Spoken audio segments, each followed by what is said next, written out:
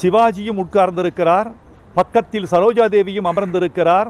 படம் முடிந்தவுடன் சிவாஜி பேசவில்லை, சரோஜா தேவியும் கொஞ்ச நேரம் பேசவில்லை.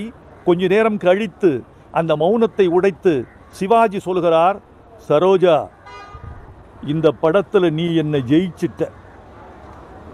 இப்படி சொல்லக்கூடிய வலிமை யாருக்கு வரும்? சிவாஜி எவ்வளவு பெரிய கலைஞன்!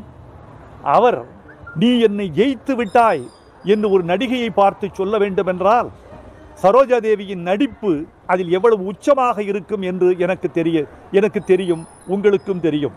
நண்பர்களே, தமிழ் சினிமாவில் அதிகமான பாடல்களை பாடிய பி. சுசிலா அவர்களின் குரல் சரோஜா தேவிக்கு பொருந்தியது மாதிரி வேறு யாருக்காவது பொருந்தி இருக்குமா என்று எனக்கு தெரியவில்லை.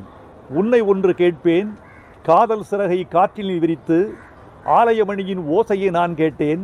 இப்படி நூற்றுக்கணக்கான பாடல்களை சொல்லலாம் சரோஜா தேவி அவர்களுக்கு. அவர் எனக்கு நல்ல தோழியாகவும் இருந்தார். அடிக்கடி நாங்கள் தொலைபேசியில் உரையாடுவோம். பழைய சந்தேகங்களை கேட்பேன், அவர் மகிழ்ச்சியோடு சொல்வார்.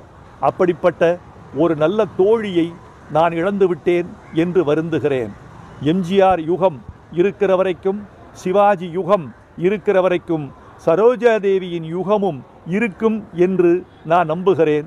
அவரை இழந்து வாடும் குடும்பத்தாருக்கும், திரை அன்பர்களுக்கும், கலை உலகத்து விமர்சகர்களுக்கும் என் ஆழ்ந்த இரங்கலை தெரிவித்துக் கொள்கிறேன்.